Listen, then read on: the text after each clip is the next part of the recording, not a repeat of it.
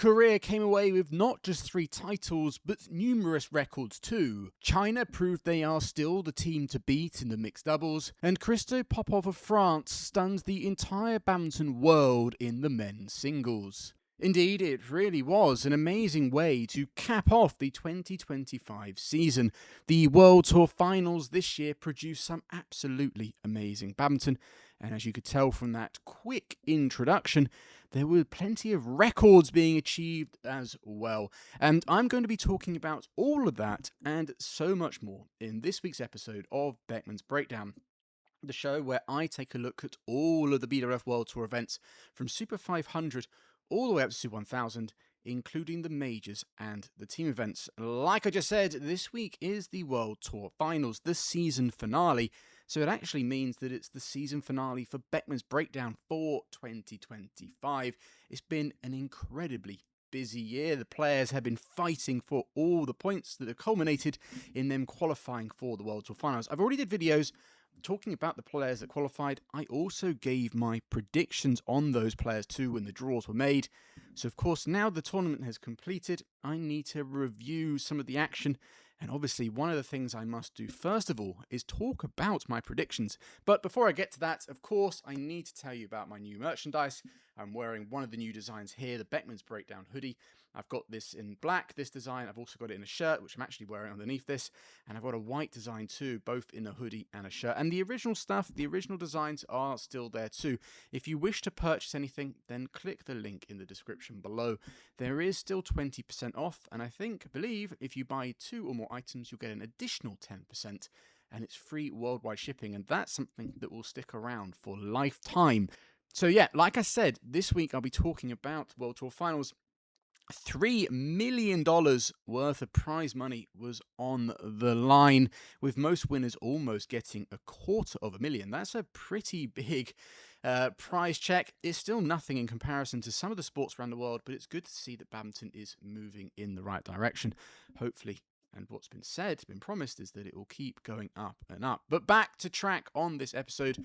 Like I said, I want to talk about my predictions because, you know, I did do the video, I've got to stand by them, and like I said in that video at the end, I would be going through them. So let me crack on with that. So starting with the men's singles, my prediction for Group A and Group B, I'll go through what I chose first of all. In Group A, I chose Anders Antonsen and Jonathan Christie, and in Group B, I picked Xiu Qi and Cho Tien Chen. Now, how it actually transpired, the 2 players that qualified from Group A was Anders Antonsen, so one of my picks was correct, but the other was the big surprise, the player that actually won the whole thing that surprised everyone, Christo Popov of France. Now, quick side note, I will come back to this at the end of my predictions, but I did do a video for the BWF on Instagram, well, for their TikTok. I posted it to my Instagram just before the tournament got underway, and I wanted to kind of make a note that a player like Christo, I highlighted as someone that, whilst many people, myself included, I'm not going to rule myself out of that, had kind of overlooked him or didn't think that he would come through the groups. I remember saying that he did still have a good chance. Like pretty much everyone in men's singles, it is incredibly deep. But I did end the video by saying that he could cause an upset. I kind of meant that for the group stages. I didn't quite foresee him going all the way and winning the whole thing. But what a tournament for him. And in Group B, it was Xiu Qi, so I got that one right. But it was Kodai Naruoka, another surprise from that group. I didn't really speak about Kodai all too much. You know, he has the credentials. He was a former World Championship silver medalist. But in his group against Xiu Qi, Li Shifeng, and Cho Tien Chen, he had negative head-to-heads. I don't think he'd even won a match against Cho Tien Chen. And I thought that, you know, with all those odds stacked against him, that he might struggle. But he actually played incredibly well. In fact, I saw a video, I think, from that Get Good at Badminton, basically saying that I only saw the thumbnail. I didn't have a chance, I haven't had time to watch it, but it was something like Kodai's kind of waking up or showing the form that we know he can. Kind of the attacking badminton that I had noted when he won the Kumamoto Masters and had seen a little bit at the Australian too. It was good. That's definitely what was quite a deciding factor in his match against Li Shifeng and Cho Tien Chen, which he both won. They were the matches that, in essence, I think, helped him qualify. He did lose quite heavily to Xiu Qi on the final day. I didn't see that match, and I wasn't sure whether, because Kodai had qualified, that maybe he wasn't going to give it the full tilt to make sure that he was fully rested for the semi-finals. that didn't actually, if that's the case, it didn't turn out too well, because then he was beaten again rather comfortably by Christo Popov in the semi-finals. But it was quite a turnaround. For the two players that I picked that didn't qualify, Jonathan Christie had a bit of a bad time. I didn't see two of his games. I saw his opening match when he played against... Oh, why am I now not remembering it? He played against... I remember it was Popov and Kunlevat, Christie, and...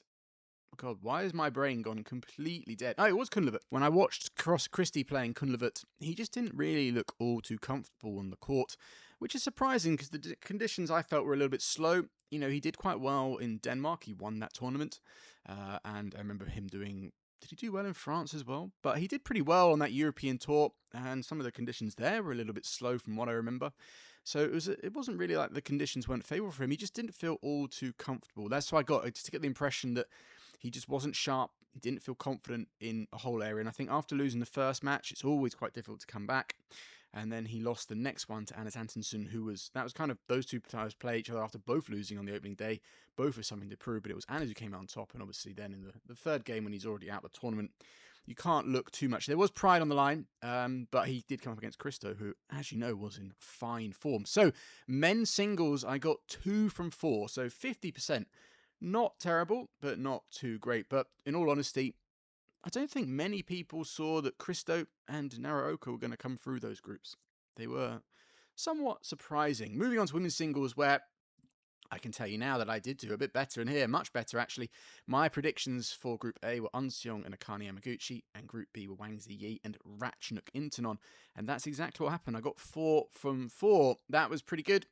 Unseong and Akane Yamaguchi were rather straightforward picks, although they were pushed to 3 games each by Putri Kusuma Wardani. She had a great little tournament, and then she finished off by beating Miyazaki, coming third in the group. So she had a good debut at the World Tour Finals, and she shows what she is capable of, and shows the faith that I've had in her, that if she continues to develop the way she is, she'll be one of the top players in women's singles in no time at all. In Group B, Wang Zhi Yi proved just how consistent she is. She was super solid and really, really good. Ratchnuk Intanon now, she was helped by the fact that Pornpue Chochuang, who beat Ratchnuk on day 1, did end up having to withdraw, so that match became null and void. Ratchnuk did lose to Wang Zhi Yi, and then it basically came down to Han Yue, because Wang Zhi Yi also beat Han Yue. So it was a straight match in the last group between Ratchnuk and Han Yue, and it was Ratchnuk that came through rather straightforwardly. She played far better. I didn't see her match against Pornpue, so I can't comment too much, but I did watch her match against Han Yue, and she carried on that fine form. She was definitely moving. I'm going to talk a little bit more about her later on, because in one of the questions I was given in the Q&A, she will be mentioned there. But the crux of it is women's singles, 4 from 4, pretty good. Right, men's doubles next. Group A, I predicted Kim Won-ho and Seo Seung Jae and Gautama and Isfahani. And Group B, I picked Rankireddy and Shetty and Alfian and Fikri. And as it transpired, I got 3 from 4. 3 from 4 on this one. In Group A, I got both correct. Both those pairs came through. And in Group B, Rankireddy and Shetty qualified. They played brilliantly. Really, really strong in the group stages. But Alfian and Fikri were unable to come through. In fact, they ended up coming last in their group. And the pair that did come through was Wang Chan and Liang Wei Kang of China. Alfian and Fikri had an incredibly close match on day 1 against Aaron Cha and So Yik. It was one of the most brutal men's doubles I think I've ever seen in my life. It was very, very close, very, very long. And it was when I was watching that men's doubles, actually, that I realised maybe some of my picks might not come to fruition because the conditions were a little slow. You know, for me, a good litmus test for whether a hall is playing slowly is in the men's doubles. If matches in men's doubles are pretty consistently as long as all the other disciplines, you know you have a slow hall. And in general, the men's doubles produced some very, very long matches, and that match between Alfian and Fikri and Aaron Cha and So Yik was a prime example of that. I don't think Anthony Fikri played terribly. Conditions, I think, we do speak about their slight lack of firepower. Maybe that kind of affected them ever so slightly, but also they were in the group of death, really, against 3 other pairs that, Ranky Renshedi, Asian Games champions, Liang Wei Kang and Wang Chan. It's been a long day, I do apologise. Olympic silver medalists, and Aaron Cha and So Yik are former world champions. So pedigree in that group. So it's no kind of discredit to them, even if they were playing. I thought they were playing okay. They just were in a group that was really tough, and a few of those close matches just went against them. So men's doubles, 3 from 4. Women's doubles, I predicted in Group A, Pearly Tan and Thinaah Murthrun, and I put Jia Yifan and Zhang Shushan. Even though I was a little bit unsure about Zhang Zhang because they hadn't played together for so long, but I went with them because Chinese players are pretty good at finding their level, especially at the big tournaments. Most of them, especially Jia Fan, being so experienced.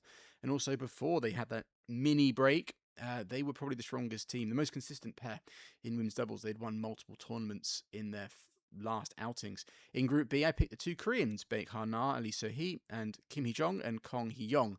And what happened, I split both groups. So again, like the men's singles, I got 50%, and they were both 1 from each group.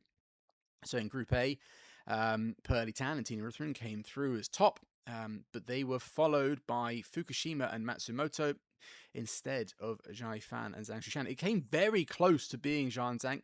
Matsumoto and Fukushima had to beat Pearly Tan and Thinaah Murthrun on the final day, Day 3, the last day of the group stages, and they were just able to do so. 21-19 in the third, and it was 19 all.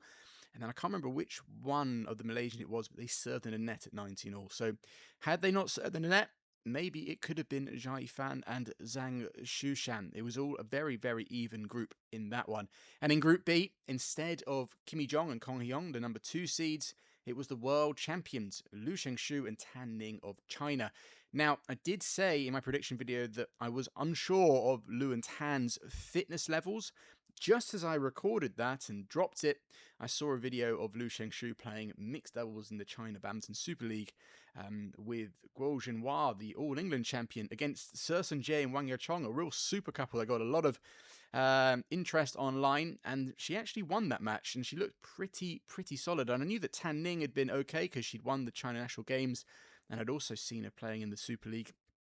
So I did say, actually, coming back to what I was getting at, that if they were at 90% or above fitness level, then they could very well disrupt my predictions. Had they been that, or they'd shown signs of that, or I was more aware, I probably would have picked them over probably Kim and Kong, and that's pretty much what happened. I'm not trying to kind of claim that I got 3 out of 4. I didn't pick them, so I did only get 2 out of 4, but just so you're aware of that little caveat. So 50% on the women's doubles.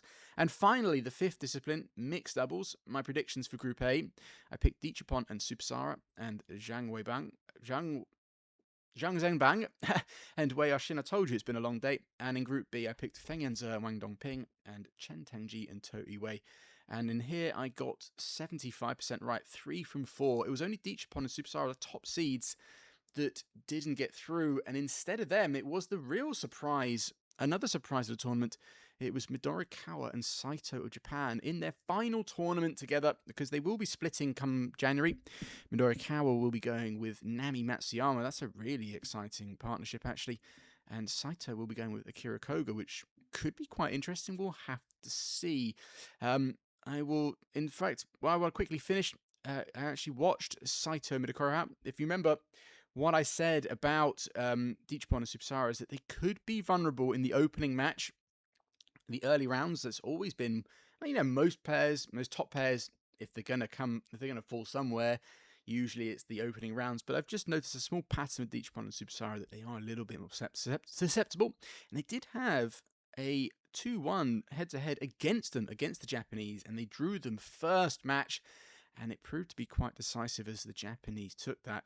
I was seriously impressed with Midori Kawa's control and touch. He has got great vision. He's able to place it into the gaps. He's not the tallest. In fact, I think he's the shortest male badminton player. He's definitely the shortest in mixed doubles. He could be even the shortest male player in all of badminton. He's like 161 centimeters, which, for reference, I think Koki Watanabe, who's the shortest men's singles player, is 166. So he's 2 inches shorter than him. He's very small, but he's lightning fast. He can hit it still pretty well. And his ability to control and push when he's slightly below tape or above tape is just phenomenal. He has an ability where he can play fast, but he can also just take the speed out. And where Dichapon is usually pretty strong, he's probably the fastest lateral player in all of badminton. He just can absolutely, I reckon he could frog jump the whole width of the court. But because of Madagawar's control, you're just kind of like never really giving much for Deechapon to feed on. And maybe that's why there's a positive head-to-head for the Japanese. But I was very, very impressed with them. And actually, they got through to the semi-finals, like I said, and they put a great fight up against Feng Yanze and Wang Dongping going to 3 games. That was quite a match, quite a final tournament for them. But it did mean that Deechapon and Subasara got off to a bad start, and then that was compounded. They played the French pair, who they'd had some really close battles with. They had another close battle with them here, but they weren't able to win. And then I think on the final day, I think maybe the fatigue, because they did play the SEA Games as well, and they knew they weren't going to get through. They didn't put much of a fight in the final match. So total for all of my predictions out of 20 was 13. So at least I got over 50%. Not too bad. It's not great either. I'm pretty happy with that. But I will say, I mentioned one of them, and that was the Christo Popov Instagram video. If you follow me on Instagram, then you know that I did do some videos throughout the week for the BWF. If you follow me on TikTok, you would have seen them as well. Some daily, it almost turned out like daily videos. I've done 4 of them. I did one on Christo, and then I did one when it came to the final day of the group stages with Ratchanok and Hanyue, and I said that I felt Ratchanok would do. I had to stick with my pick. It was my pick, but that one did come true. I also did a video on who I thought would make the men's doubles final, and I picked the Koreans and the Chinese. Even though the Chinese weren't my pick, when I predicted the players coming through the groups, watching them play and how they played in the groups, and they were just getting better and better of each match, and then they were drawn again against Rankireddy and Shetty, who they lost to in the groups. I just felt that they could turn it around. The way that they were playing, I thought that the semis would be different, and that turned out to be true. And lastly, I did a video on Baek and Lee Seo Hee after they won an epic semi-final, one of the best matches I saw at these World Tour Finals against Luen Tan, turning around another win, a bit like what the Chinese did with the Indians. They did it with Luen Tan, and I said that I felt they would win the final and repeat kind of what they did last year, where they beat Luen Tan in the semis, and then they beat a Japanese pair, and they did that again. So, not that I'm going to add that to my score, but I made 4 videos for BWF, all with little predictions at the end, and all 4 of them came right. So, come on. Pretty good. Right, okay, so that's the predictions out of the way. I want to kind of move on to a couple of topics, and then I've got a number of questions that were sent in by you guys. Really amazing questions, and I just remembered now that I forgot to ask for questions from you guys, viewers on YouTube. I do apologize. I've been very, very busy over this past weekend, watching as much as I could of the World Tour Finals, but I was also in Denmark commentating at the WBL, the Women's Badminton League, and had a great time over there. But that was really busy, and there were long days, very tiring with all the research you got to do for the commentary, and each day was 5-6 hours of commentary. And when I got home yesterday, late last night, I think I got home, and I had to do some work when I got home, and I didn't get to bed till like 1 a.m. And I realized I need to put out these questions. I just forgot to put it on YouTube, so I do apologize. But before I get to those questions, I need to talk about a few things, and I'm going to start with the record breakers of the tournament. Of course, the Korean players, An Se-young, Seo Seung Jae, and Kim Won-ho. All of them set some pretty remarkable records this week, as they won the entire competition. I already mentioned that before. An Se-young won the women's singles, and Kim Won-ho and Seo Seung Jae won the men's doubles. So I'm going to start with An Se-young. 11 titles in a calendar year. So that means that she's equaled the overall record. There's a few players that have this. Ken Tomomota is probably the most famous example, most recent one. He won 11 titles in a calendar year in 2019. An Se-young has now matched that record, and that's obviously a record for women's singles. She beat her own record from, was it last year, when she won 10 titles? So maybe next year, 12. Who knows? Not only that, but she became the first player to win over $1 million in a calendar year. Now, that's an impressive stat. I'm not sure whether to look at that as impressive or to go, bloody hell, badminton isn't particularly well paid. I did mention at the start that the World Tour Finals have a really nice purse of $3 million, with each winner kind of almost getting $250,000. That's nothing to sniff at. I'd love to be able to come away from a week's work with $250,000, but it just goes to show that someone who has won 11 titles, and majority of those are the biggest titles in our sport, has only just made $1 million. And if any of you watch, the Netflix shows about the tennis or even the golf, a golfer can win one of those tournaments it's their high level, but the lowest on the PGA, and you see their earnings come up on the screen. It's like won 3.6 million. And you're like, that's 1 week. That's one tournament. whereas An Seong's battled through 14 tournaments, winning 11 of them, and is only just scraped over $1 million.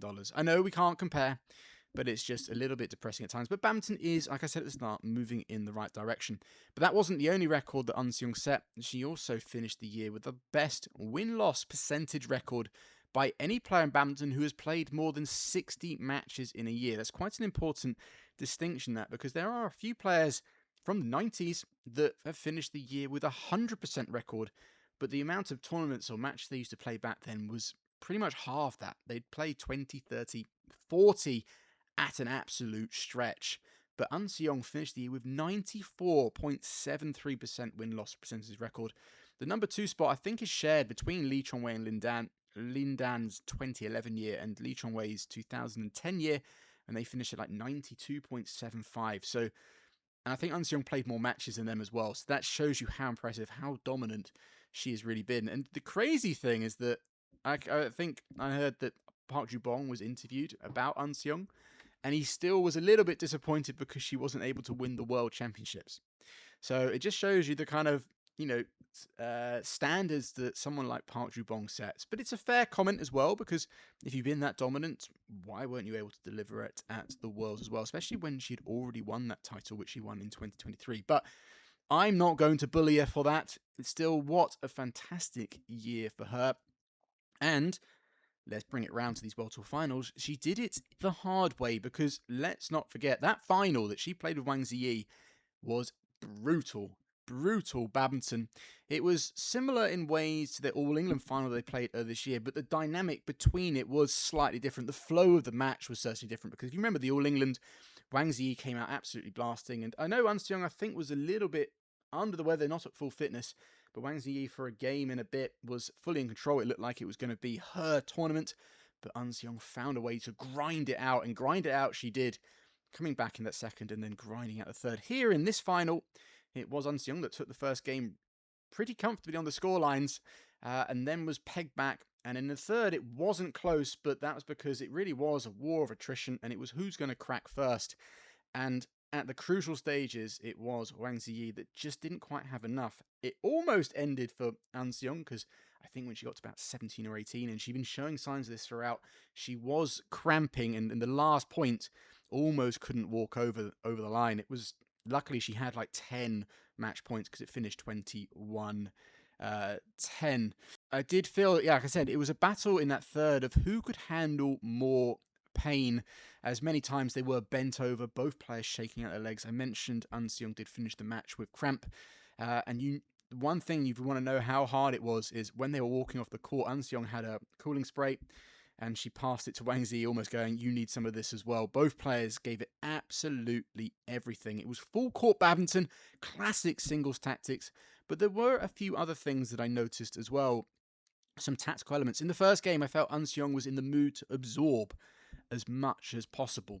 I'm not sure whether she expected or anticipated Wang Zhi to come out a little bit more aggressive.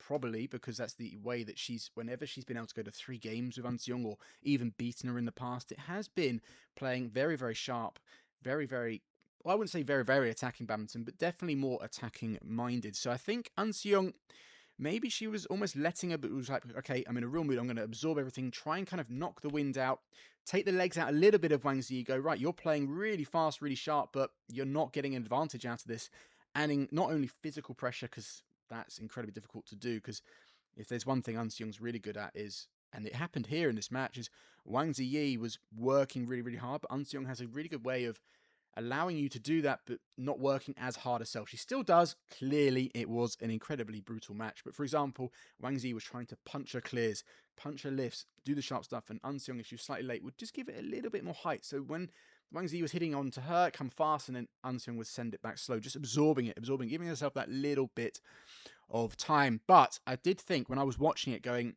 I think An Seong's going to do this to a point, try and take some of the legs out, and then we'll see her go in and play a little bit more of the more proactive, take the initiative kind of style that we have seen a little bit more of her in the latter stages of this season. And she kind of did that in the opening game. Another thing that I noticed, and I kind of already mentioned it, but it was that Wang Zhi was really punching her shots, her opening shots, to kind of create small chances or chances where she could anticipate better and apply even more pressure. The hard thing for her, though, was that if she's not 100% ready to kind of pounce on any small chance, when I say pounce, I don't mean like you jump in and kill it. I mean, you're just there that little bit quicker so then you can apply more pressure on the next shot and get that little bit more ahead again. If you miss one of those opportunities, Seong's so good at sending the rally back to zero. So if we see it as they start the rally here, Wang Zhi Yi does one of those punch shots, and then if it's slightly late and she can get that chance, she can go up here. That's it. If she gets another chance, then she'll try to get another chance here. This is how gradual it must be. But the problem and the difficulty is, and I think this might be why Seong still has beaten Wang Zhi Yi now 8 times this year, is that if Wang Zhi Yi misses one chance, it isn't like it goes down one level. It almost drops back to where it started. Seong's so good that if you give her a small chance, even when you've applied lots of pressure, her quality of shot's so good, she can almost start the rally and get it back to 50-50, get it back to a completely neutral rally. And can you imagine the psychological pressure that will put on you? But to be fair, Wang Zhi Yi was able to sustain that pressure much better than she has earlier in the year. I think it's the first time that she took Seong to 3 games in quite a while. I can't remember the last time they actually went to 3. In fact, a number of the last times they played, it's been quite straightforward. And that just goes to show that if Wang Zhi Yi is not in that physical top shape or playing really well, she just can't get that little advantage that she needs. Those little layers, each shot just trying to get that a bit more. Too often she might get 1 or 2 levels up and then she'll just drop back down, up, down, up, down. And then Seong's also good at getting the advantage herself. It is very, very difficult. And that's why it became such a physical battle, because I think both players were acutely aware of what was going on. And like I said, the third game, for me, when I was watching it, I was watching going, who's going to crack first? Both were exhausted. Both were bending over the kit box or hands on the knees. And so it's going to be who would crack. And obviously it was Wang Zhi Yi. But I think one thing Seong also did quite smartly in that third game was she actually went on the attack. I'm sure it was hard for her because it would have been, she was physically exhausted. And that's probably why she also cramped up, is that to maintain a little bit more control, because I said Wang Zhi Yi was her starting shot that you would usually open the rally for her would be a punch clear. Seong started to give her less time to be able to do that, taking on the initiative so that Seong could then control the rallies far better. And not only that, but she was also being granted with some good attacking opportunities to finish the rallies and win some of her own points. And I just think Wang Zhi Yi, if she wanted to continue the tactic that was clearly working, was going to have to work even harder. And she just simply didn't have that. You could almost see it in her eyes at times, like, wow, this is just this. I don't think I'm going to be able to win this. And I think that's why when the match ends, I know in the press conference she got emotional. She was the defending champion. It is on home soil. But I think it's a little bit of like, I gave absolutely everything. I've given absolutely everything. That was a really good opportunity for me to beat Seong, and I still can't beat her. It must be quite soul destroying for her, in all honesty. But I want to finish this little section. Because I've sung Seong's praises, and that's endless the amount you can do that. But I do want to kind of sing the praises of Wang Zhi as well, because I think she often gets overlooked, especially this year, as a couple of reasons for that. She didn't do well at the World Championships. She lost to PV Sindhu early. She hasn't beaten Seong at all this year. She's played it 8 times and lost every single time, and the majority of those were rather one-sided. And also on top of that, we've seen a resurgence from other women's singles players. Ratchet Intanon is actually an example of a popular player, so she's going to get lots of attention. Akane Yamaguchi's another popular player, and she won the World Championships and also beat Seong. And because Seong barely lost this year, any player that was able to beat her definitely gets attention. And I think more specifically for Wang Zhi Yi, Chen Yufei's return. She's the only player to defeat Seong more than once this year.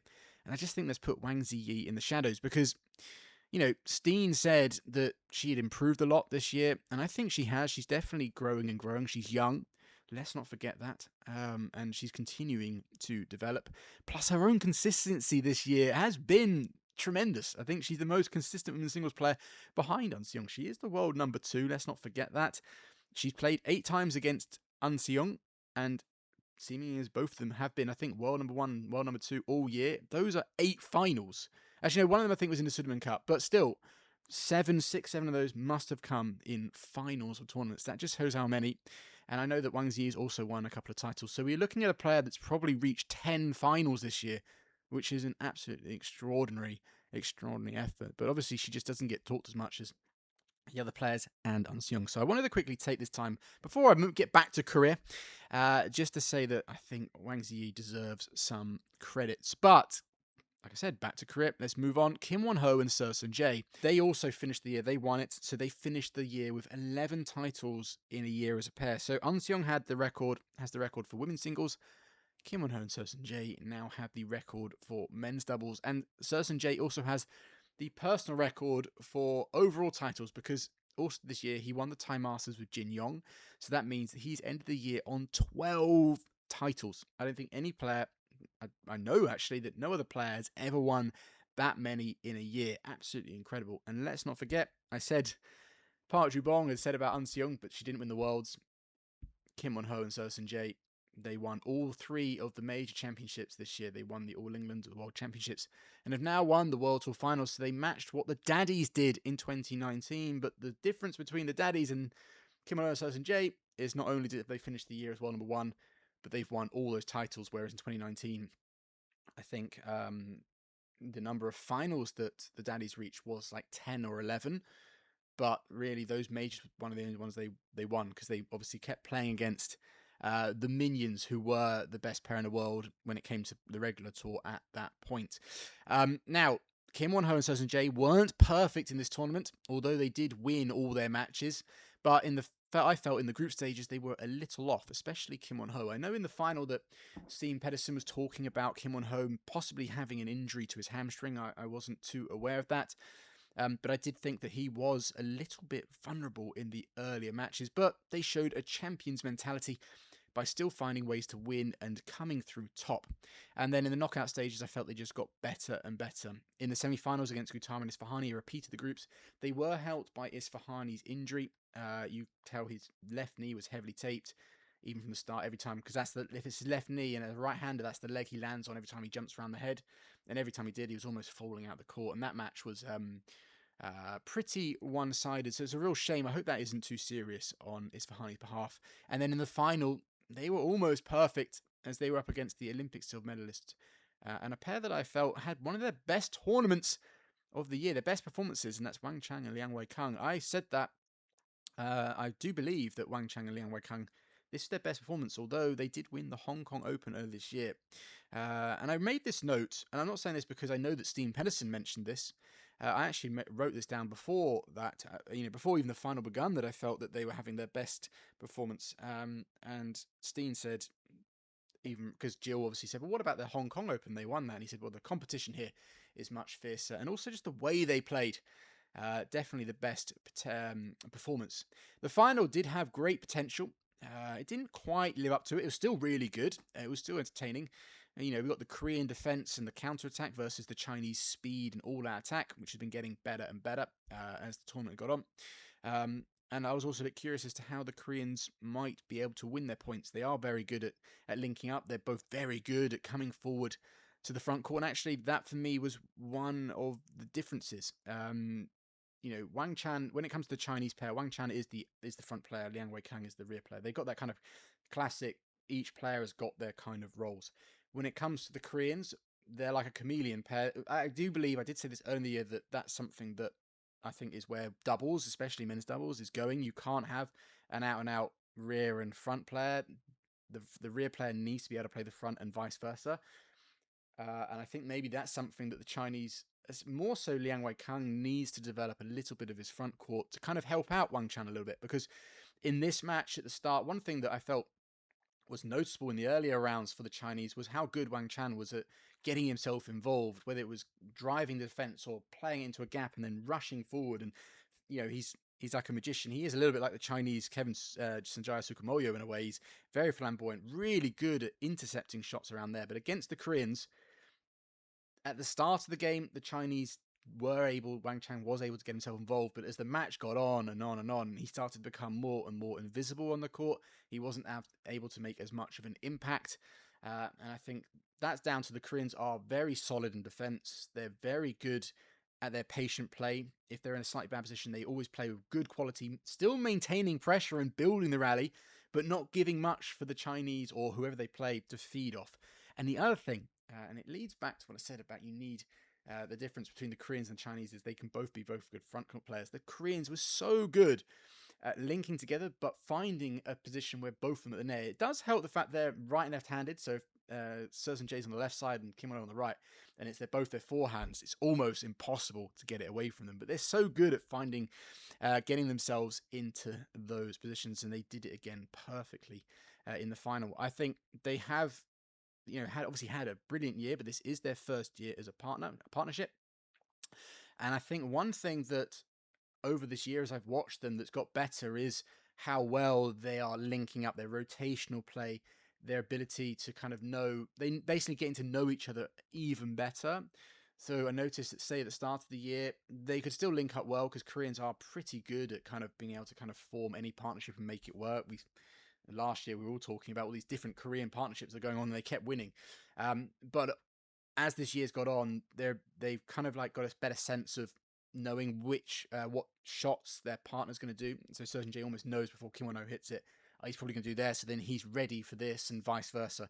That's something that I felt has got far more organised, far more efficient, and it's what's made them really good. And actually, I think in some matches where they haven't been as strong later in this year, they've still been able to come through. Like I said, in the group stages, they weren't perfect. They almost lost to Man and T of Malaysia in the groups. They had two tight games against Gutama and Isfahani, and I think even in their opening game against the Chinese Taipei pair, they had close game there, but they're still able to find ways because I think their communication is basically, it's also making them much harder to defeat them. So yeah, in this final, they were able to kind of neutralize Wang Chang's effect. At the end of the second, though, when the Koreans looked like they were miles up, the Chinese had a little flourish. I think they kind of just went, fuck it, and they just came forward regardless of what was happening, and it kind of worked. It threw a little bit of a spanner in the works, but that leads to one last thing for me about the Koreans. They kind of went, the Chinese won 7 straight points and got it back to 17-14, and then the Koreans just went, right, okay, and were super solid, changed up their top tactics. They did a couple of lifts over the top because the Chinese kept rushing. Even when they were like holding them, they'd suddenly go over the top and change the tactics and won 4 straight points to win it 21-14. It was sensing. The crowd were really getting into it. They could feel it. The commentators, I could feel it. The Chinese, they'd won 1 more point, 2 more points, maybe a different complexion on the match. But the Koreans, they did let them back in. Yes, that's true. But they then went, right, it's almost like they just went, boom, and they just were so calm. And they just slightly changed what they did. And that's one thing, they're also so good that they can just be so adaptable on the fly. And I think that's made it a little easier, like I said, their rotational play, both in attack and defense, and just in general, and just their know-how of each other has just got so much better. And moving into 2026, I think someone's asked this, so I might wait for them, but they're going to be very difficult to topple off the top. So moving on, I want to stick with Korea actually, because Korea came out as the most successful nation, and that's because they also won the women's doubles, as Baek and Lee So-hee won. They defended their title actually. They successfully defended it in Hangzhou and also made it 3 finals in a row. And as a nice little bonus, Lee So-hee also set a record as the oldest winner of this event in the history of the World Tour Finals and Super Series Finals as well, if you can remember those, at 31 years old. Now, for me, it is quite clear as to why they've been so successful. As I've mentioned a few times in this video already, the conditions were a little slower, and that tends to favour Korean players. It's no surprise that Korea were the most successful nation. But having said that, Baek and Lee So-hee are known as a pair that are very solid. They play that classic Korean style. And throughout this year, it's been the other Korean pair, Kim and Chong, that have been the more, at times, exciting and more proactive and innovative pair. But in the semi-final of these World Tour Finals, where Baek and Lee played against Lu Shengshu and Tan Ning, they showed that they are capable of also playing that way. Because I mentioned it earlier, that women's doubles semi-final was absolutely... It was probably some of the best badminton I've seen from Baek and Lee So-hee in a long time, but it was some of the best women's doubles badminton I'd also seen in a long time. A lot of the matches in this arena, and the final was no different, and the other semi-final was no different, were very long and drawn-out matches. In the final, I think it got to 11, it was already like half an hour in, because they were having like 100 shot rallies regularly. I think there was a 156 shot rally as well at some point. And it's not because they're not, quickly a side note, it's not like the players are just clearing it for clearing its sake, or they're just, these rallies are going on because they just want to have long rallies. It's because defenses are so strong. The attacks are good. They if you ever get a chance to get on court against some of those top females, they can hit it freaking hard, trust me, and with plenty of variety, and they're very fast.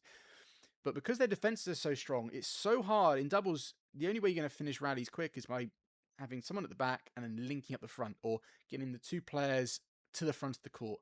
But in women's doubles, because the defense is so strong, they're able to just kind of lift it and just take out the front player. It's so hard to get that player involved. And, you can't just smash all the time. So then you'll see clears. You'll see clears down the middle. They're always trying. If you actually watch it, they're trying to hit shots in certain spots to maybe get... I spoke about this with Wang Zhi Yi and Seong, getting that small advantage. Then small advantage. In women's doubles, it's like that, but it's even more micro because there's even less space. Players are fighting for literally that much, and then maybe make that. And then it's so hard because the other pair is so good at any shot that's a little loose or not as good or not placed perfectly.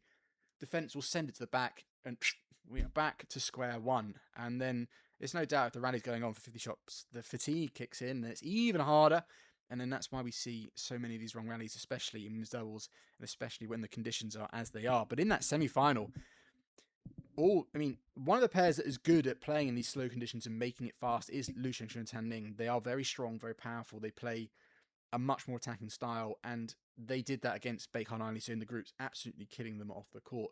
And I think in the semis, the Koreans came out far more prepared, and they did it back to them. And when both pairs were doing it, wow, it was really, really exciting. I felt that what the Koreans changed, I mentioned this in my very small video, was that, like I said, as you can probably guess, the Chinese were really good. I watched both their matches in the group stages and the semis. The Chinese would always step onto the front foot, boosh, trying to punch it to create chaos, to create chances.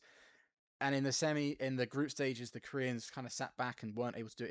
In the semi-final, they fought fire with fire and stepped on the front foot themselves.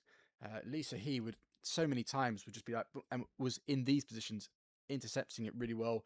Baek was flying into the front of the court at any given opportunity.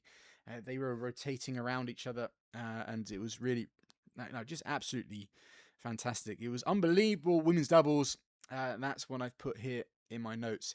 And finally, you have to give credit to the Koreans for fighting back in the third game. I think they were 15-9 down, and it looked like the Chinese had finally got a hold of the match, but nope, the Koreans were able to come back and then, salvaging in some way what has been a rather underwhelming year for them.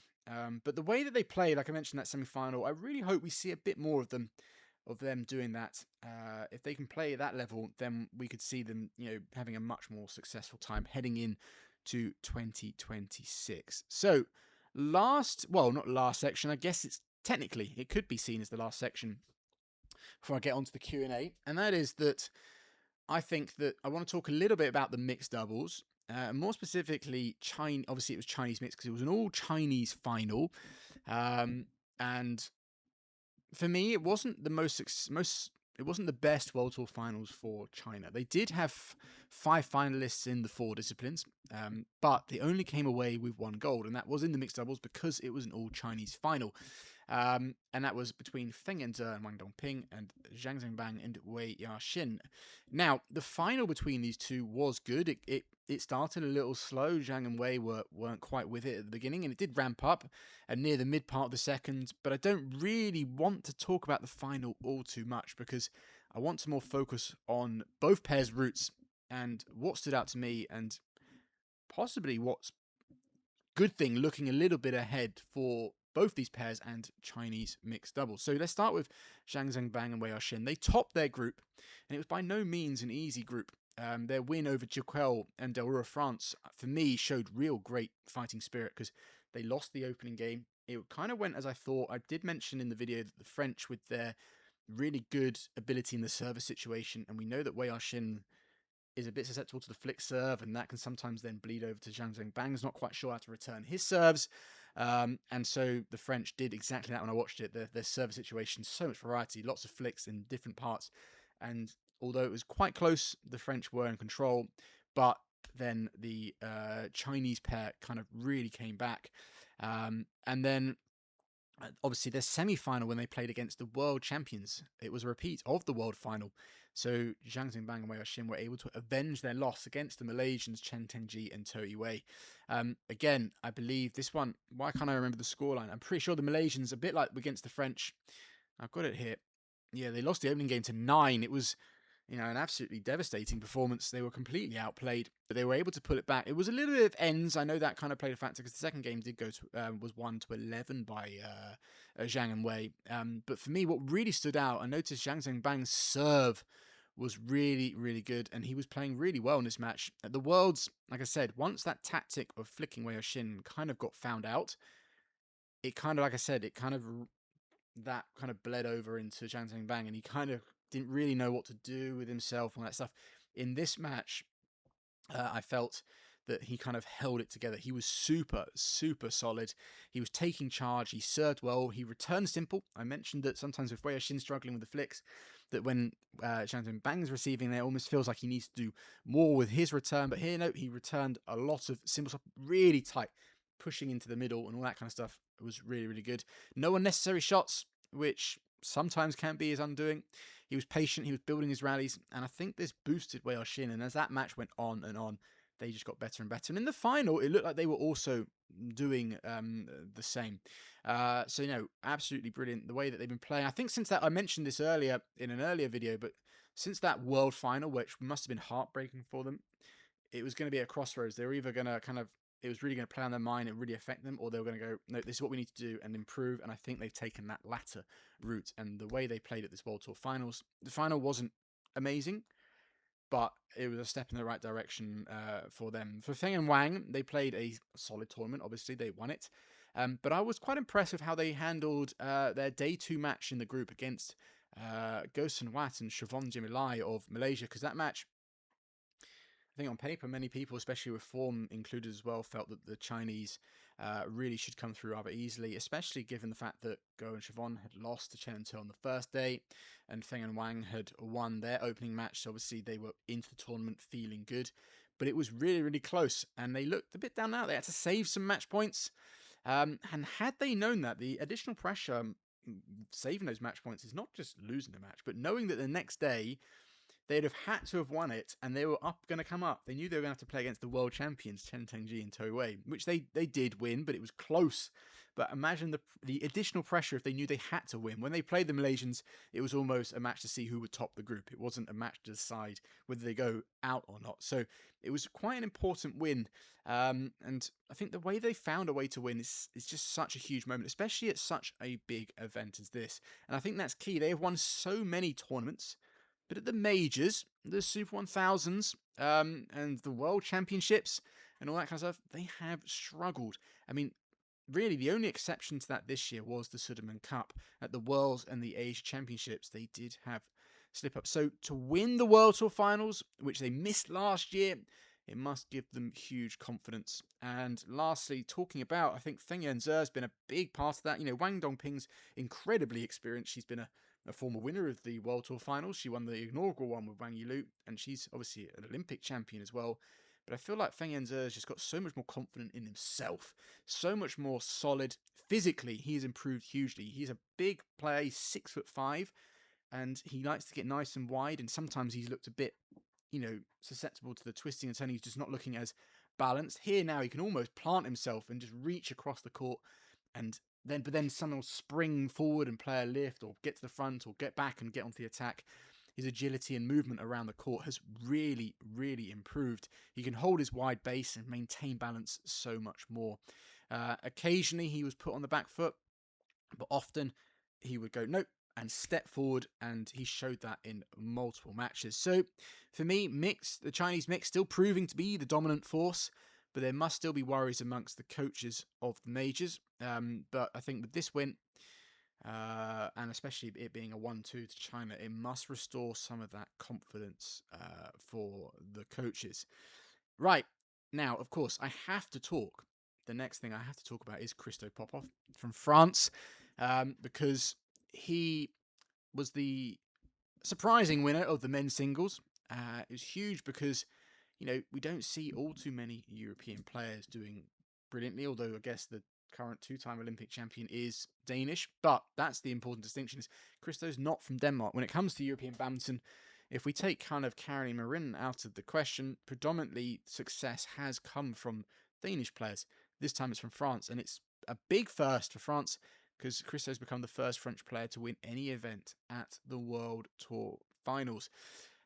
Now, it was a huge win for him, and although the final was a shame because Xiu Qi obviously had an injury and he was impaired in his movement, that shouldn't take any way away from Christo's win, as I felt that I'll come to that final action a little bit, but en route he defeated so many decorated players. He defeated Anders Antonsen, currently the best European player in the men's singles. He defeated a former world champion, 3-time world finalist and Olympic silver medalist Kunle Vititsam. He beat Jonathan Christie, who before this tournament had been having a really good time of it, and he's a former Asian Games champion, All England champion. He beat Koda Naraka, a former world silver medalist, and obviously in the final beat Xiu Qi, who's the current world number 1 and world champion. So it's because of this and him being pretty much the surprise of the tournament that most questions I received on Instagram were about him, and this is kind of where I want to lead into the Q&A, because I want to answer 2 that I thought were the best. So these are the 2 questions. What do you think is the reason for Christo Popov's success? And the second was, how big was Christo Popov's win for the future of European badminton?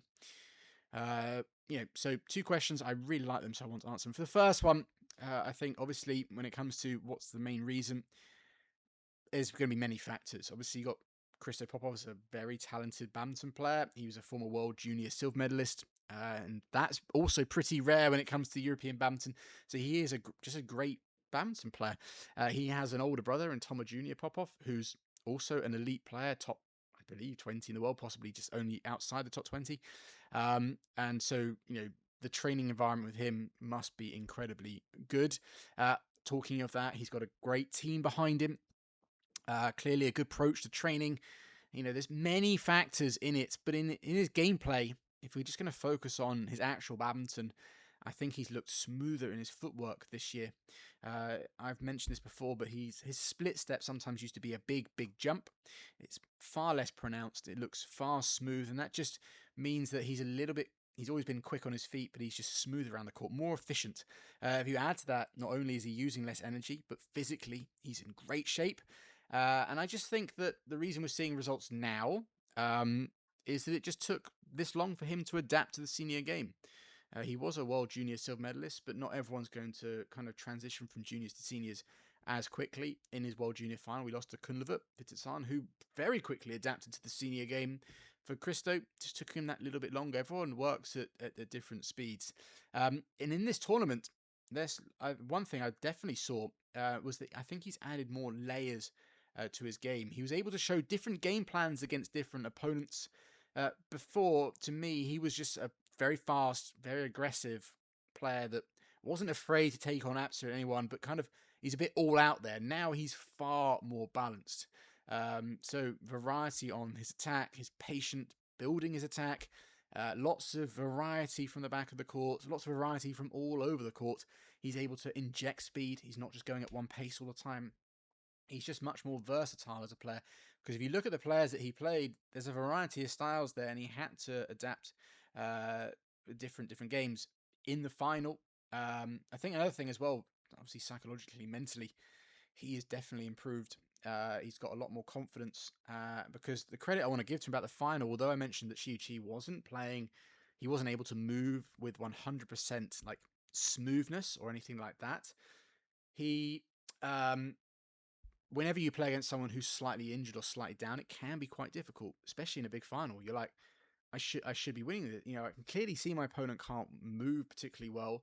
All I need to do is this. All I need to do that. And sometimes that can kind of make you almost overthink or try things too hard or do this, or especially if you add to the fact that Xiu Qi was going for his shots and sometimes they were coming off. That can also fluster it, because you're like, this is my big chance. I can win this, all this kind of thing. It's just, absolutely. It can just kind of like, it can be quite difficult. And so I felt that the way that he handled that situation, the maturity, was really second to none. I must say, I do think that him having played the French Open final, earlier this year, he reached the French Open and lost to Anders Andersen. He didn't play particularly well in the final. He was a bit nervous, a bit overawed by the situation. Understandably, it was the biggest final of his career at the time.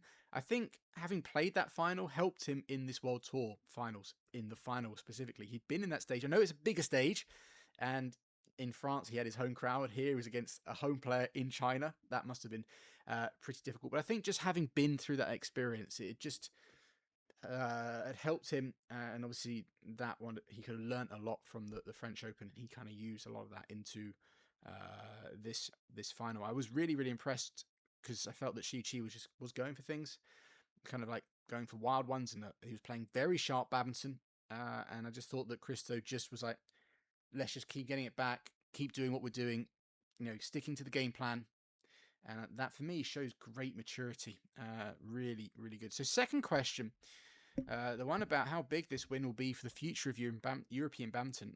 Undoubtedly, it will be huge, as it will show if you want to be successful from Europe, it doesn't just have to be Denmark.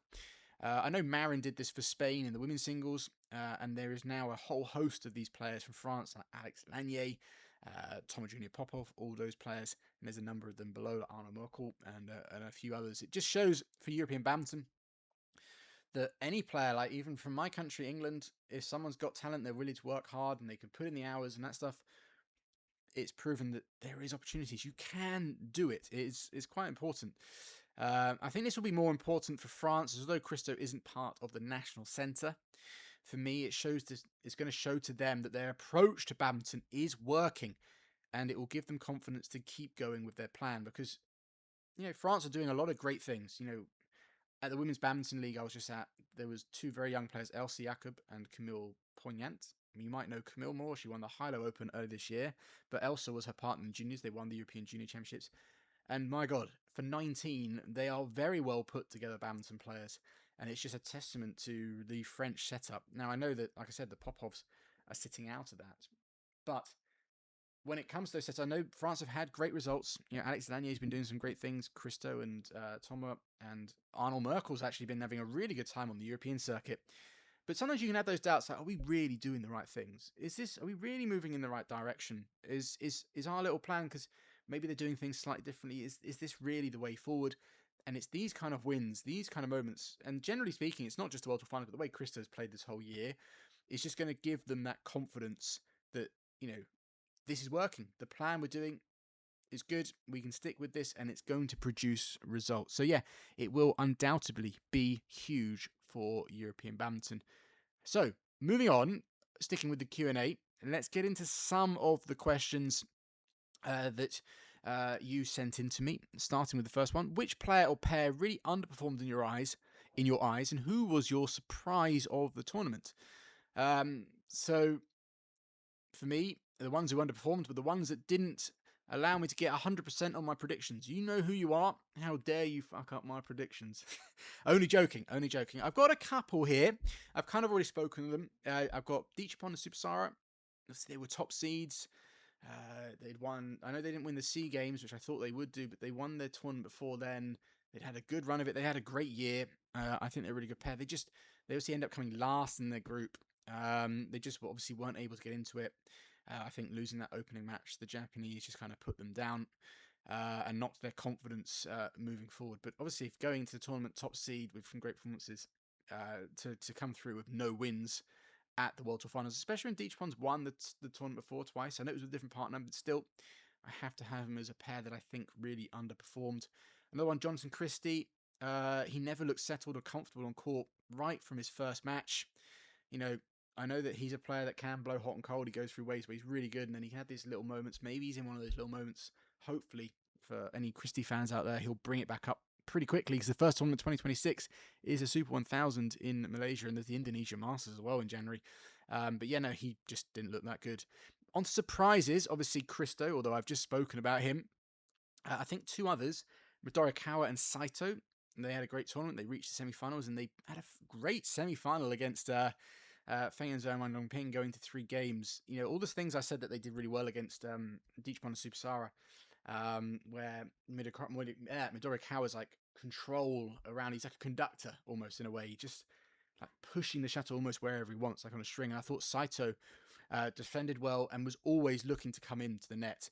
And for 2 games, they were neck and neck. It was only in the 3rd game that I felt that like Wang Dongping literally took the ball by the horns and was just like, right, I'm on this. And I think she also said that to Feng Zhe because he did it. And they just really they just like almost like, it was like 2 players having like 2 people kind of pushing each other. For the first 2 games, it was like this. And then in like the 3rd, Feng Wang was just like, nope. And absolutely just drove it home. But it was still a fantastic tournament. And like I said, it's their last tournament together. So quite nice they were able to get through the groups and have a pretty good time together. And the last one is Ratchnuk Intanon, actually. I know she was a pick for me to get through. So I'm not surprised that she did get through. And I know she was aided by Pompey's sad retirement.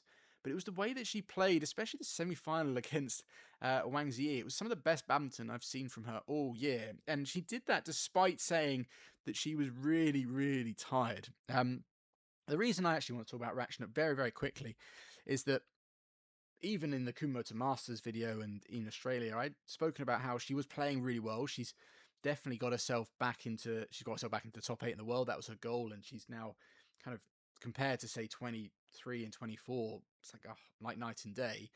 But the World Tour Finals, and I noticed it when I saw clips of her from the SEA Games, actually, the physical training, I know she admitted in an interview that she's focusing more on the physical side of her training because she's not neglecting, but just putting the skills to the side. You can do that if you're Ratchnuk Intanon. You've got skills coming out of your rear end. But she said this women's singles game is becoming so physical, and so if she feels confident in that, then she doesn't have to worry about other things and she can just play badminton. And it was really here against Wang Zhi Yi where she just went all out. I thought for someone who was tired, she was playing particularly quickly, and she looked much more solid and stronger in her footwork. I talked about her. Sometimes she struggles moving on the long diagonals with the lunging. It looks much, much better here. So maybe I might have to eat my words on that one.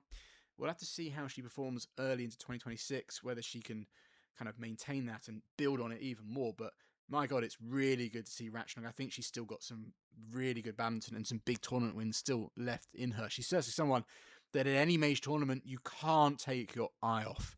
Next question. The SEA Games so close to World Tour Finals affect Pearly and Thinaah's opportunity. They looked exhausted. Yes, I do think they looked exhausted, but I think they looked exhausted. They've looked exhausted for a little while, actually. I'm not sure if there's any underlying issues going on there. I felt that even when they won their last tournament before the SEA Games, Kumamoto Masters, they looked, especially Pearly Tan, looked tired. I know they'd spoken how tired they were after the European leg, and I'm not sure they just haven't had chance to fully recover. I'm a bit bemused as to why Malaysia sent them to the SEA Games. If it was me, I wouldn't have, regardless of the fact they brought home a gold medal. And I know the SEA Games is important to Malaysia. They sent one of their strongest teams. But I just think when it comes to like long-term thing and just, especially with the World Tour Finals, like this question's about, I don't think they should have done that. And the reason I said they look exhausted there is because they had long games in the SEA Games. So they were able to win, but those long games definitely would have made them feel tired. And then the conditions at the World Tour Finals, I've spoken a few times, slow. And for me, one thing that I think I had asked a question earlier this year about where I think Pearly and Thinaah can improve. I think 2 things. One was a little bit more variety in the attack, especially from Thinaah, but it's how well they can link together because they've got good attack. We know Pearly can hit it really hard, but can they kind of work for each other that little bit better? Can they develop that side of things? And in a hall like this, the World Tour Finals, where it's even more difficult to do that, they got drawn into a lot of long games, and they had a lot of hard games in the group stages. The final game I said against Fukushima and Matsumoto, which I don't think the Malaysians had to win, and maybe they could have not put so much effort into that and saved themselves for the knockout stages, but they didn't. They went all in, and maybe that also affected them. So, yeah, to answer your question, maybe the SEA Games was the wrong choice, but it's always easier when you're looking back with hindsight. Hindsight is always correct, isn't it?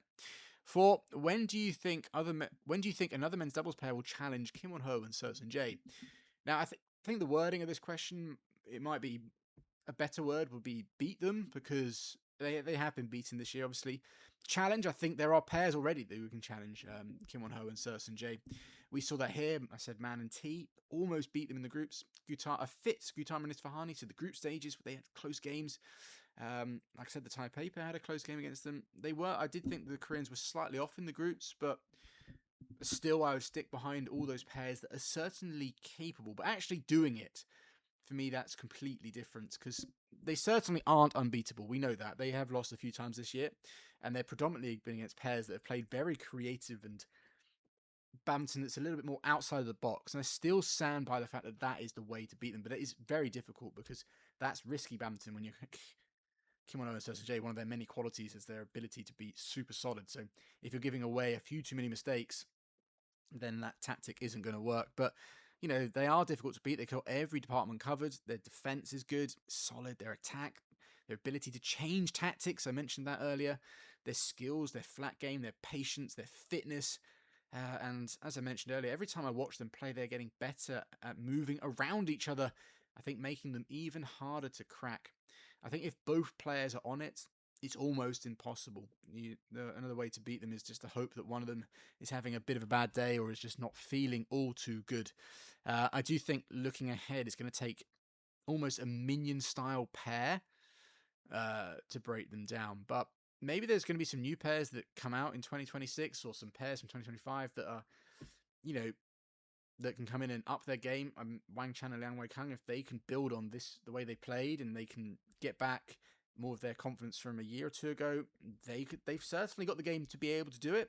It's going to come down for me to Liang Weikang, actually, because I think whenever he's looking good, which he was, that Wang Chan, that gives him the boost, he can focus more on himself, and that's when they're ever dangerous. I think Ranky Reddy and Shetty have the power in the attack to get through, and I think if they can just get that little bit more consistent and solid at certain points, then I think that they also are a good pair. And there's many others. The Malaysians have also, you know, like Aaron Transovic have beaten Kim and Soap.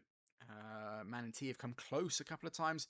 Like I said, there's a number of pairs that can certainly challenge them, but consistently challenge them and beat them, that's a whole different ball game. Next question: how would Lee Chong-wei and Lin Dan perform in today's game plan? I know this is not about the World Tour Finals, but it kind of is, because I think this question has been asked because there was an interview with Janno Jorgensen where he was asked about how the game has evolved, and basically he said that he wouldn't do very well in today's game because back then when he played, which isn't that long, me and Jan are pretty much the same age, so how dare you say it's a long time ago, is that you only had to be really good even at defense or really good in attack, whereas now players have to be good in absolutely every department. And I think the answer to this question is these two. The simple one is they would easily fit into today's game, because in that interview with Jan, he said, you know, back then there was only like 4 players that would win absolutely everything, and those 2 were the 2 that won even more than the other 2. You know, it was pretty much Lin Dan, Lee Chong-wei, and Chen Long, and then along came... There's a few others. Yan was certainly one of them, winning a few titles, but then obviously Momota came along and started to win a number as well. I wouldn't 100% agree with Yan. I've not got as much of a leg to stand on. He was a former formidable player, so you have to accept what he's saying. He has a better understanding of that than most people would. But like I said, back to the question, I think they would, because Lin Dan, Lee Chong-wei, why they were so far ahead is not that they were so good. They also had every department covered. So in an era where you could say maybe most top players were really good at one thing, but not as good at, say, a few others, Lin Dan and Lee Chong-wei were really good in every single department. I will finish by saying I think Yan was downplaying himself a little bit in that interview. He was a great player, and he could easily have added more layers to his game or adapted to the modern game, absolutely no doubt. And many others could as well. So for that reason, yes, Lin Dan, Lee Chong-wei easily could. Is it possible if the World Tour Finals could be held in England except for China? Now, I'd absolutely love to see that happening. It would be on my doorstep. I'd go along and I'd watch it in person. I'd go to the All England. I would love to go watch the World Tour Finals, but I can't see it happening for two main reasons. One, England does splurge a lot of its money and resources on the All England. I don't think they're capable of being able to put on 2 huge events in the same year. Now, I think it was back in 2012. They had 1 year where they put on a London Grand Prix. I did the advert for that, actually. And that was supposed to be kind of a smaller event downplayed from the All England. It lasted 1 year. It never came back. I'm not sure whether it was just not commercially viable. It was played down in London, but for whatever reason it wasn't. I just don't think Badminton England has the resources or the money to do more than one tournament. The All England is a huge event, as we know, in the badminton calendar. A lot of things go into it. It is really good as well. They do make it a spectacle, but I just don't think they can do it twice. The other reason is that China is just the biggest market out there, can offer the largest purse of money. So I just don't think.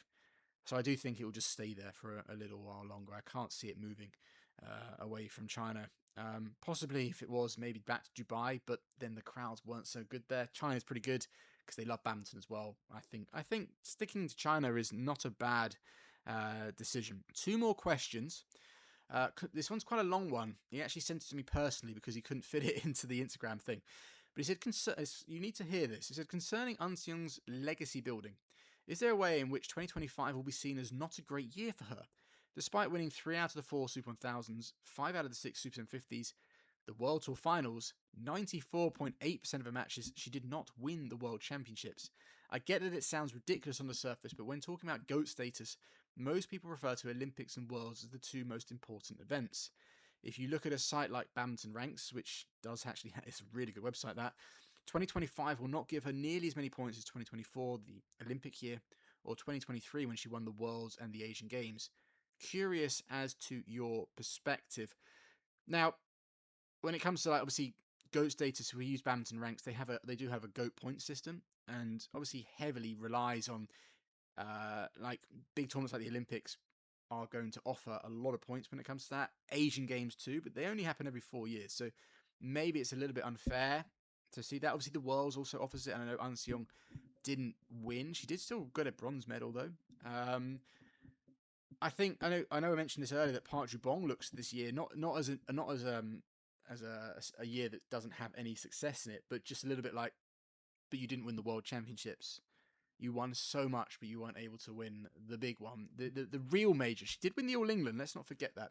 I think when it comes to the GOAT status, though, a bit like when we look at Lin Dan's career, there are the odd years like 2010 where he failed to win a World Championships. Well, I'm talking about his prime years, not the later years. Even though he did reach the Worlds in 2017, the final, etc. But I still think when Eun Seung's career is finished, it's probably the best time to kind of look at the years and how they are. You're going to look at 2023 as, wow, that was her first year of winning the All England and the World Championships, and she won the Asian Games. What a year, even though she was injured. You're going to remember those little things. Obviously, 2024, she won the Olympic Games. 2025, I still think it's going to be looked at because it's going to go, but that was the year. It was a different record. You're going to look at it with a different perspective. You're going to go, like I said, 2023 is the Worlds and the Asian Games. 2024 is the Olympics. 2025 is the year she won almost 95% of her matches. She won 11 tournaments. She equaled Momota's record. And who knows, she's still got plenty of time left in her career that she might have more years. And I think also when you look at someone's career like Lin Dan's, I don't necessarily go, you know certain years by like 2012 when he won his second Olympics, etc. There are a few exceptions, but you tend to look at it overall. Like how many world titles overall did you win? You don't necessarily look at like the specific years. It's like 5 world titles. Or you just look at it, he won this many titles over his career. He was this many weeks as number 1. And also let's not forget that when it comes to, say, GOAT status or how people look at your years or how they look at you as a player and your career's done, it's also how you conducted yourself. Were you entertaining to watch? Were you a character? What kind of style did you play? All those kind of things. There's many factors. It's why whenever the GOAT thing comes up that many people don't see Caroline Marin. Because while she's won so much, 3 world titles in Olympic Games and 7 European titles and numerous All Englands, because of her obvious attitude on court, the screaming and the slight pompous look, people put that down on her. So it's not all, I don't know. I'm not sure if I'm really answering the question. I understand what you're getting at is that because she didn't win the World Championships, it puts a small dampness, a small blot on the year, but it's very, very small because it's not like she lost first round. She still medaled. And to finish the year with all these titles, and people are going to remember, maybe in 2025, they'll remember the percentage wins, they'll number titles, the fact she still won 2 of the majors, the All England and the World Tour Finals, and in both those she won coming through some heroic matches. People might remember, oh wow, do you remember that really epic final at the All England in 2025? or that World Tour Finals where she cramped at the end and won. Still, those kind of things I think will stick in people's minds that little bit more. So I'm not sure if that answers your question, but I thought it was an interesting one and worthwhile taking a look at. Last one. My favourite match, or the best match that you liked the most. That's the question. There's a number. I'm going to list a couple, but I want to actually finish the video by asking you guys, what was your favourite match from these World Tour Finals? I'd love to hear your thoughts. I'm sure we're going to get a variety. Here are just a few. Alfian and Fikri versus Aaron Chan and Seo Yik on day one. Absolutely insane. Unseong Wang Zhi Yi's final. Beckman and Lee So-hee versus Liu and Tan's women's doubles semi-final. And Kim Won-ho, Seo Seung Jae versus Man and T in the groups. That was another epic match. There's plenty, absolutely loads. But I'm going to pass that question over to you. And with that, I'm going to end this episode of Beckman's Breakdown. This is the final one of 2025. Possibly there might be a miniature one because we have got the King's Cup coming up from the 26th to 28th of December. Last year it was a really cool event. This year it could be even better. It's got some really good players in it. Namely, it's got Kento Momota playing. A number of people are super excited about this. I'm going to try and find a way to watch it. Maybe I'll do a little video on that, just talking about Kento, just with a focus on Kento Momota. We'll see. It is Christmas, it is New Year, family time, and also time for me to recoup because it's been an incredibly long year. And then we literally start back with a Super 1000 like a week into 2026. So your boy needs to have a little bit of chill out time. I think I've earned it. But if it's that good and I've got something to say, I will talk about it. So again, thank you ever so much for watching it. For not just this episode, but for those of you who have watched all year through, this is the first full year of the Beckman's Breakdown.